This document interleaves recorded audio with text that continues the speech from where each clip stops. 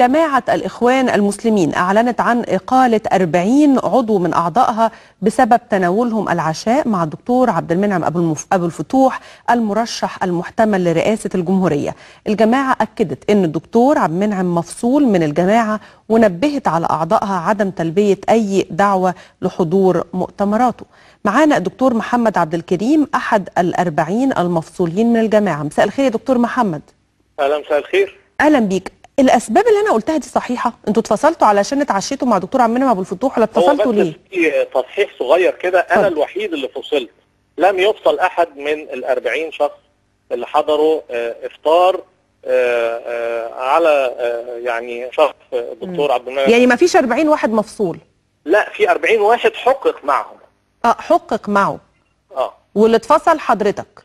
اللي اتفصل انا وجمد عضويه 4 على ما اذكر، ووجه تهمه اللوم او وجه عقاب اللوم الى بقيه ال40 واحد. طب ممكن اعرف ليه؟ يعني التحقيق بمناسبه ايه وتوجيه لوم ليه وحضرتك اتفصلت ليه؟ والله هو حضرتك التحقيق اجري معي من قبل بعض الاخوه في لجنه تحقيق داخل الاخوان. وكان يعني محور الكلام كله عن ليه انا حضرت الافطار بتاع الدكتور عبد المنعم، ويعني بيعدوا ذلك او بيعتبروا ذلك خرق لقرار الجماعه في عدم دعم اي مرشح للرئاسه، وهو الامر اللي اعترضت عليه بشده وبينت وجهه نظري ان لا اجد اي تعارض في ان انا احضر افطار او لمجرد حضوري افطار للتعرف على مرشح معين ان انا افصل. طيب يعني حضرتك فصلت ليه؟ علشان اعترضت يعني على توجيه اللوم ليك او اعترضت؟ لا ما وجهش الي لوم. انا وجه الي اسئله محدده عن سبب حضوري. يعني تمسكت بوجهه نظرك علشان كده فصلت ولا ايه؟ انا يعني فصلت لاني تحدثت بمنتهى الصراحه عن اني ارفض هذا القرار الصادر عن الجماعه، وان مش من حق الجماعه انها تصادر حريه الاختيار لدى الافراد، ومش من حق الجماعه ان هي تتدخل في الحريات الشخصيه والتوجهات والقناعات السياسيه لافرادها. طب خليك معايا بعد اذنك يا دكتور محمد. معايا دكتور محمود حسين، امين عام بجماعه الاخوان المسلمين. مساء الخير يا دكتور محمود. مساء النور يا فندم. اهلا بحضرتك. تحقيق مع 40 شخص وتجميد عضويه 4 وفصل الدكتور محمد وتوجيه اللوم للباقي، كل ده علشان فطروا مع الدكتور عبد المنعم ابو الفتوح فقط ولا في سبب تاني؟ لا طبعا، هو ليس سبب حضور الفطار من عدم حضور الفطار، السبب انه هو حضور الفطار في حد ذاته ودعم للمرشح الذي اتخذت الجماعه قرار بعدم دعم اي اخ من الاخوان اذا ما خالف قرار مجلس الشورى ومكتب الارشاد ورشح نفسه. هو حضور الافطار انك تروح تفطر مع شخص عزمك على الفطار ده يعتبر دعم له؟ ما هوش حضور في الافطار في البيت. ده افطار عام لدعم المرشح. المرشح رايح يعمل دعايه، بيعمل افطار عام يحضره عدد من الاخوان وغير الاخوان، وبالتالي حضور هؤلاء هو دعم للمرشح. هو ده مش زي ما بيقول دكتور. اتفضل يا دكتور محمود. المرشح ذهب في جوله انتخابيه، لم يذهب افطارا عند احد في بيته ولم يدعو احدا لبيته، وانما ذهب في حمله دعايه انتخابيه اثناء رمضان، وبالتالي اصبح حضور الافطار هو نوع من انواع دعم المرشح. وتم التحقيق مع هؤلاء كما قالوا، واتخذ قرار بفصل واحد منهم.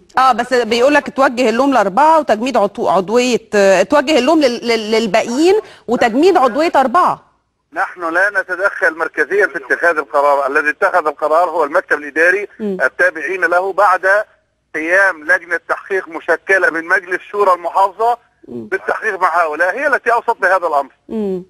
طب ثانيه معلش يا دكتور محمود، يعني دكتور محمد قال ان ده تدخل في الحريه الشخصيه ليه كمواطن، ده مش برضه يبقى تدخل في حريته الشخصيه ولا ايه؟ لا ليس صحيحا. الانتماء للجماعه بيعني التزام بتعليمات وقرارات الجماعه، وحين يتم اتخاذ قرار من الجماعه عبر مجلس شوراها فهذا ملزم لافراد الجماعه. واعتقد انه اي حزب من الاحزاب ايضا هناك التزام حزبي لكافه اعضائه، لا يجوز لاحد ان يخترقه. طب معلش ليس تعدي على الحريه الشخصيه مطلقا يعني. بس في النهايه مش هم برضو مواطنين يا دكتور محمود؟ انا عايزه افهمها يعني في النهايه. ثانيه بعد اذنك بس اشرح لك وجهه نظري. دلوقتي هل هو كمواطن لا يحق له ان هو يرشح او حتى يعطي صوته للمرشح اللي هو عايزه طالما لم يتحدث باسم الجماعه؟ يعني دكتور محمد وغيره من ال40 لو راحوا ما اتكلموش باسم الجماعه، لكن هو في النهايه مواطن مصري، فين حريته في انه يختار المرشح اللي هو عايزه؟ اي مواطن مصري له الحريه في هذا، لكن الا للاخوان طالما انه التزم بجماعه فهو ملتزم بقرارات الجماعه، كما انه لو التزم بحزب فهو ملتزم بقرارات الحزب. يعني لا يجوز لاحد ينتمي الى حزب من الاحزاب ان يعطي صوته لمنافس للحزب مثلا. ويقول انه هذا انا مواطن مصري، مواطن مصري لك الحريه في ان تنتمي الى هذا الحزب او ذاك. ايضا نقول له انت مواطن مصري لك الحق ان تنتمي الى الاخوان او لا تنتمي الى الاخوان. اذا انتميت الى الاخوان فهذا الانتماء يعني معناه التزاما. طب البعض يرى يا دكتور محمود ان في مبالغه قوي في الموقف ضد الدكتور عبد المنعم ابو الفتوح منذ قراره بالترشح للرئاسه، ليه الموقف ده؟ لا هذا غير صحيح، احنا كان قرار الاخوان واضح جدا اننا لن نرشح احدا لرئاسه الجمهوريه، ولما خالف الدكتور عبد المنعم هذا القرار اتخذ مجلس الشورى القرار الخاص به، واتخذ قرارا اخر قبل ان يتخذ قرارا بفصل الدكتور عبد المنعم بانه نحن لن ننافس على الرئاسه ولن ندعم احدا اذا ما رشح نفسه للرئاسه. هذا القرار اتخذ عبر مؤسسات الجماعه، وبالتالي ينبغي احترام هذا القرار من جميع افراد الجماعه.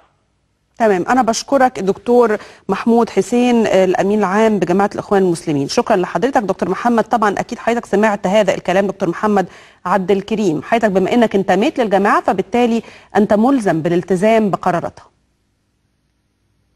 دكتور محمد، هل دكتور محمد عبد الكريم معايا؟ طيب للأسف مش معانا. يعني عموما سمعنا